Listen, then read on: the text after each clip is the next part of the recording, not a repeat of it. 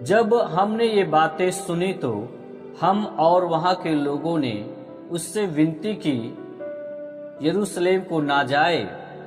परंतु पौलुस ने उत्तर दिया, तुम क्या करते हो कि रो रो कर मेरा दिल तोड़ते हो। मैं तो प्रभु यीशु के नाम के लिए यरूशलेम में न केवल बांधे जाने ही के लिए वरन मरने के लिए भी तैयार हूँ। यहाँ पर इस बात को आप देख रहे हो कि यरूशलेम में जाने के लिए कुछ सेवक लोग पौलुस को रोक रहे हैं और उन लोगों को मालूम है कि जो है पौलुस जब जाएगा यरूशलेम में तो वहां पर इसको किस प्रकार से समस्याओं का सामना करना पड़ेगा, किस प्रकार से ये अपने प्राण को जोखिम में वहां पे डाल सकता है, यहाँ वो समस्या में फंस सकता है।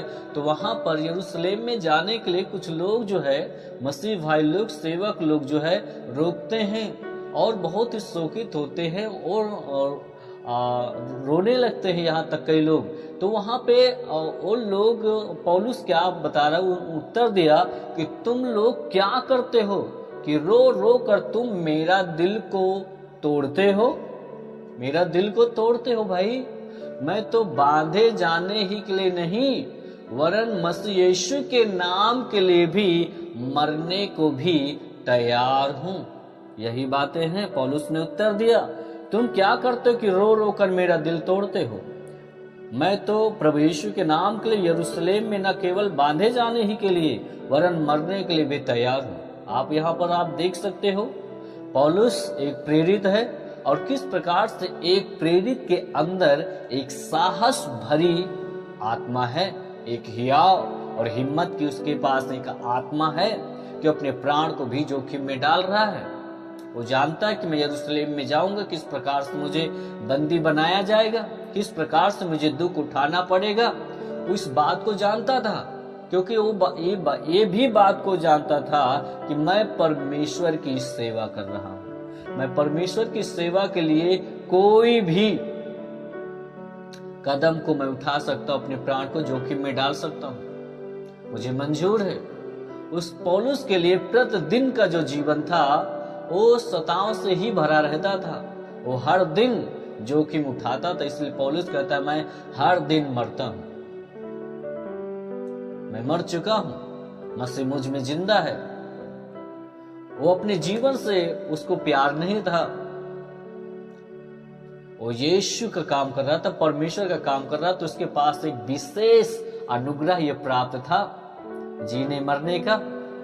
यस मेरे प्रिय मेरे भाई बहन, प्रेरित मरने के लिए भी तैयार रहते हैं। इस कारण से वह किसी भी हत्यारे से नहीं डरते हैं।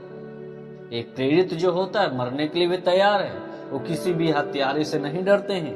वे तो दुष्ट के शस्त्रागार में घुसकर आक्रमण करने को भी तैयार रहते हैं।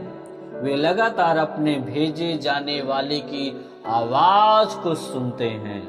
एक प्रेरित, एक साहसी, एक हिम्मती जो सेवक है वो लगातार अपने भेजने वाले परमेश्वर की आवाज को वो निरंतर सुनते हैं, यीशु की आवाज को सुनते हैं। और मालूम है ये हियाव कैसे आ रहा था, यीशु के मुख से निकले हुए शब्द पर उन्होंने विश्वास किया, उस पर ध्यान दिया।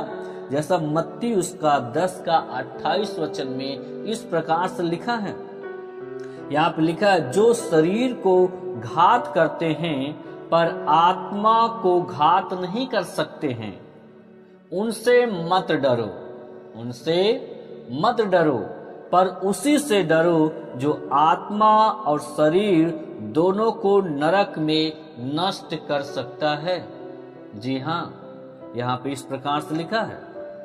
प्रभु ने क्या कहा सुसमाचार की पुस्तक मत्ती में, यहाँ पे लिखा जो शरीर को घात करते हैं उनसे मत डरो, पर जो आत्मा और शरीर को दोनों को नरक में डाल सकता है, मेरे प्रिय मेरे भाई बहन, उससे से डरो। और यह आज्ञा प्रेरितों के मन से कभी नहीं हटी। इस बात को पौलुस जानता था कि मेरा स्वामी जब इस धरती पे था किस प्रकार से जोखिम को उठाया, किस प्रकार से अपने आप को पूरी दुनिया के लिए दे दिया। वो डरा नहीं, उसके भी पास साहस था। अभी मैंने बताया कि प्रेरितों के पास परमेश्वर के जैसा साहस होता है। ये यीशु के पास ये साहस था और यही साहस प्रेरितों के भी अंदर था। पौलुस यहाँ पे बता रहा, मैं तो बांधे जाने के लिए नहीं, मरने के लिए भी तैयार हूं। ये यीशु के मुख से निकले हुए जो शब्द था उसको पौलुस पकड़ लिया था और वचन ही था जो पौलुस को स्थिर करता रहा, वचन ही था जो पौलुस को हिम्मत देता रहा।